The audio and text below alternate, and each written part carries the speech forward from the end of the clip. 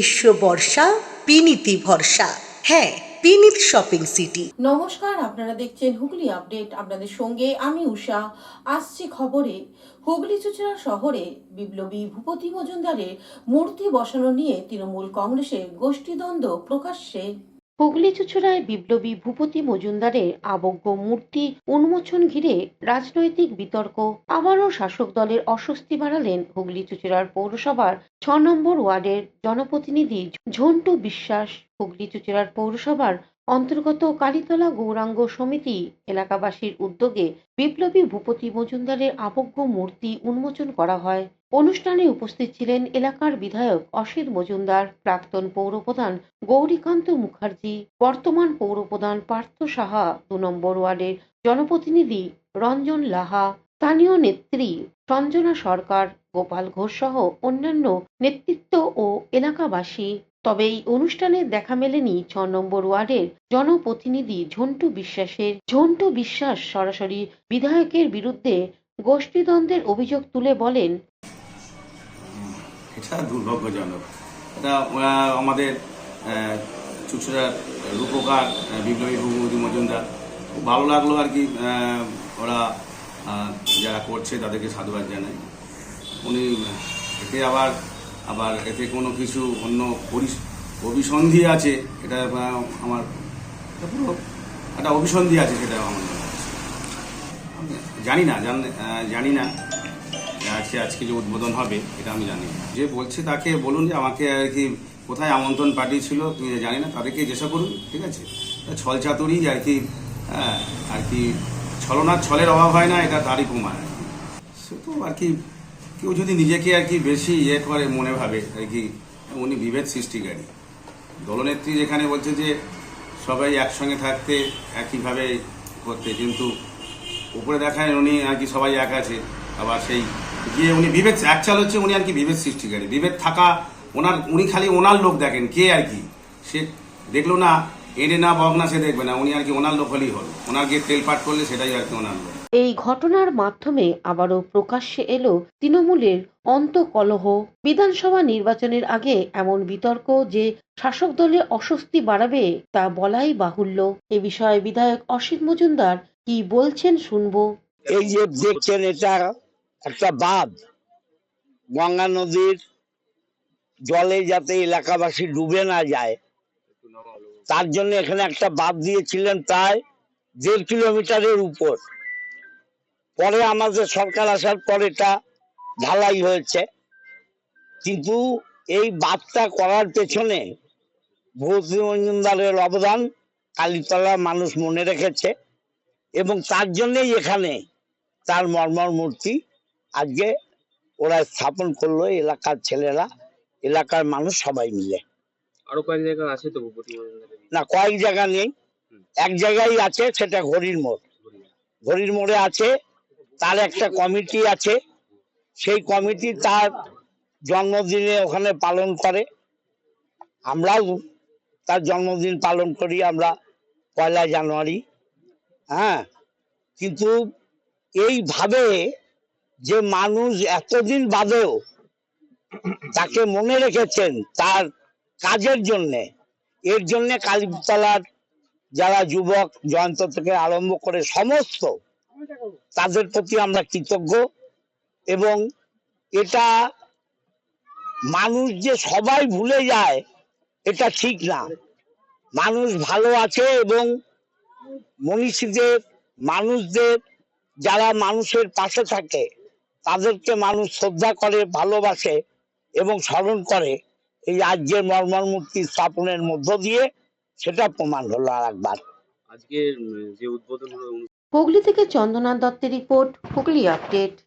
দামোদর নদ থেকে উদ্ধার হলো পূর্ণবয়স্ক মানুষের মূর্তি।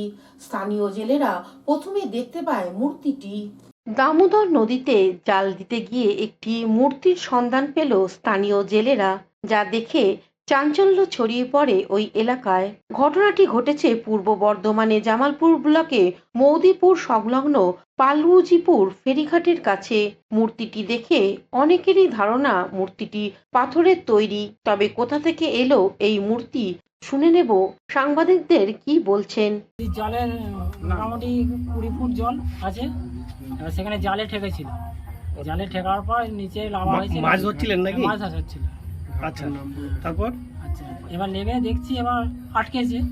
এবার নিচে নেমে দেখছি এরকম কি, এটা ভয়ে আমি উঠে পড়েছি যে এটা তো এরকম হবে কি, ভয়তে উঠে পড়েছি। দিয়ে আমি লোক ডাকছি, লোক ভয়তে নামে না কেউ। আমার পর তখন ফের আমি ডুব মেরেছি, দিয়ে আবার ফের উপরে উঠে লোক রাখতে গেছি। সেই লোকগুলোকে নিয়ে এসে তারপর আবার অন্য উঠে আবার একে ডাকলুম, ওকে ডেকেছি, ডেকে জানছে নেমে আমার তুলেছি। কোন নদীতে পাওয়া গেছে? ঘাটের নামটা, জায়গাটার নাম? বাড়িপুর ফেরিঘাট, দামোদর নদীতে পাওয়া গেছে। জায়গাটা কোন জায়গাটা? জায়গাটা মহিদিপুর আর পারিজিতপুর ফেরিঘাট। আপনার নাম? সুজয় পণ্ডিত। আচ্ছা, এটা পাওয়া গেছে, আর প্রশাসনকে কিছু খবর দিয়েছেন? প্রশাসন এসেছিল, খবর দেওয়া হয়নি। একজন সিভিক এসেছিল, আচ্ছা, তারা দেখে গেছে। কি বললেন উনি, কি বললেন? দেখে তারা ছবি টবি তুলে নিয়ে গেছে। আচ্ছা, মূর্তিটা কার মূর্তি বলে মনে হচ্ছে?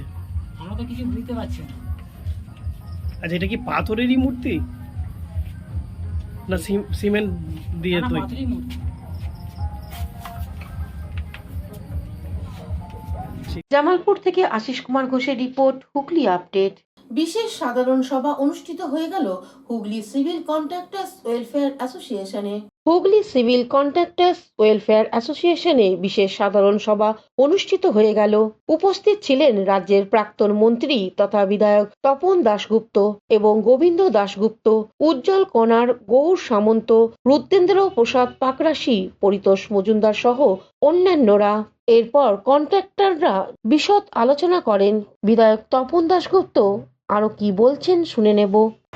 সুদা সাপটা বলবো, তাদের যদি কেউ রাগ করে তখন কিছু বলবো না।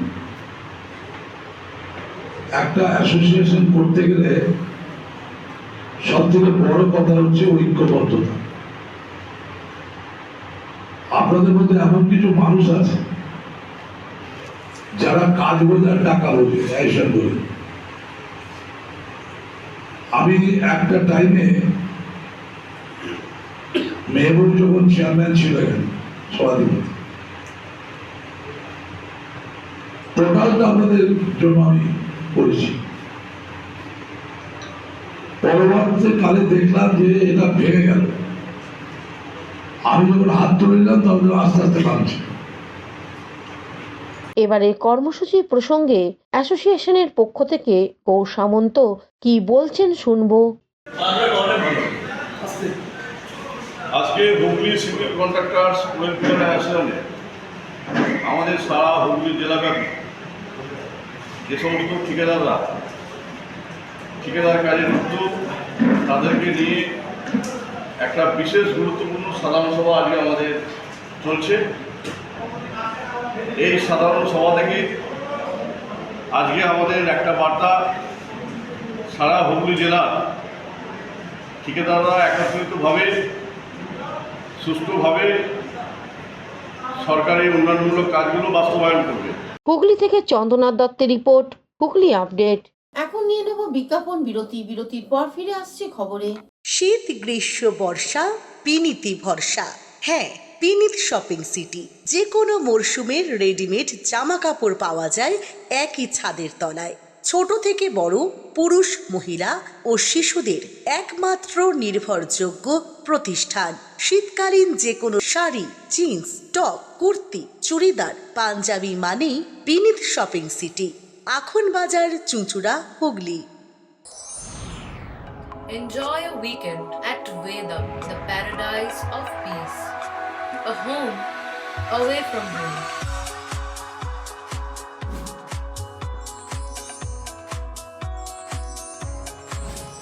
See yourself resonating with the nature. Vedam welcomes you to create your best memories. Amala nursing home. Potshati, your ultimate destination for weekend leisure. Marriage, conference, shooting, and get together all are in one roof. Yes, think about Potshati, Hugli. বিরতির পর ফিরে এলাম খবরে। ডুয়ার্সে দলগাঁও চা বাগানে খাঁচাবন্দি হলো একটি পূর্ণবয়স্ক লেপার্ড। অবশেষে ডুয়ার্সের দলগাঁও চা বাগান থেকে খাঁচাবন্দি হলো লেপার্ড। আলিপুরদুয়ার জেলার ফারাকাটা ব্লকে দলগাঁও চা বাগানে সেকশনের বন দপ্তরের পাতা খাঁচায় খাঁচাবন্দি হয় একটি পূর্ণবয়স্ক লেপার্ড। ঘটনাস্থলে পৌঁছায় বন দপ্তরের আধিকারিক ও বনকর্মীরা। খাঁচাবন্দি লেপার্ডটিকে উদ্ধার করে নিয়ে যায়। কৌশিক ঘোষের রিপোর্ট, হুগলি আপডেট। আহত বাজ পাখিকে চিকিৎসা করে বাঁচিয়ে তুললেন চুঁচুড়া পশু হাসপাতালের চিকিৎসকরা। মোবাইল টাওয়ার থেকে পড়ে গিয়ে আহত বাজ পাখি চিকিৎসা হলো চুঁচুড়া পশু হাসপাতালে। চুঁচুড়া রবীন্দ্রনগর এলাকায় একটি মোবাইল টাওয়ারের প্রায়শ এসে বসে বাজ পাখিটি। হঠাৎ করে স্থানীয় কয়েকজন যুবক দেখতে পান বাজটি একটি বাড়ির ছাদে পড়ে আছে। তাকে উদ্ধার করে চুঁচুড়ায় রাজ্য প্রাণী স্বাস্থ্য কেন্দ্রে নিয়ে যাওয়া হয়। সেখানকার পশু চিকিৎসক জয়জিৎ মিত্র পাখিটির চিকিৎসা করেন। এই বিষয়ে উদ্ধারকারী যুবক সঞ্জয় কর কি জানাচ্ছেন শুনবো। রবীন্দ্রনগর থেকে দুটি ছেলে নিয়ে এসেছিল। একটা টাওয়ার থেকে ইগলটা পড়ে গিয়েছে, আহত হয়েছে, উঠতে পারছে না। তো আমার কাছে নিয়ে এসেছিল। প্রথম অবস্থায় ওদের দুটো ওরাল মেডিসিন দিলাম, ইলেকট্রাল দিলাম, তাতেই অনেকটা সুস্থ হলো। তারপরে দুটো ইঞ্জেকশন করা হয়েছে এবং দুটো ওষুধ আমি দিয়ে দিয়েছি। আশা করি 2-3 দিনের মধ্যে ঠিক হয়ে যাবে। অন্যদিকে চিকিৎসকরা কি বলছেন শুনে নেব। এটাকে আমাদের রবীন্দ্রনগর ছাদগাঁতলা বলে ওখানে একটা জিও টাওয়ার আছে, ওখান থেকে এক বাড়িতে এসে পড়েছিল। এবার আমার একটা ভাই কুড়িয়ে পেয়ে আমায় দিয়ে দিয়েছে। আমি আবার এটাকে দেখে ডাক্তারখানা নিয়ে আসলাম, পশু হাসপাতালে। মানে কেন, অনেক তো পাখি এরম পড়েও থাকে, এটাকে নিয়ে এলেন কেন? এটাকে দেখে আমরা সবাই ধরলো, বললো বাজ পাখি, তাই জন্য নিয়ে চলে আসলাম। মানে বাজ এখন দেখা যায় না নাকি? দেখা যায় অনেকটা এক্সটিং প্রজাতি হয়ে কখন পেলেন? সকালে না রাত? এই সকালে ঘন্টাখানেক আগে। আচ্ছা, সাথে সাথে হাসপাতালে চিকিৎসা হলো। হ্যাঁ, চিকিৎসা হলো। কি নাম আপনার? সঞ্জয় কর। হুগলি থেকে পানুপালের সঙ্গে চন্দ্রনাথ দত্তের রিপোর্ট, হুগলি আপডেট।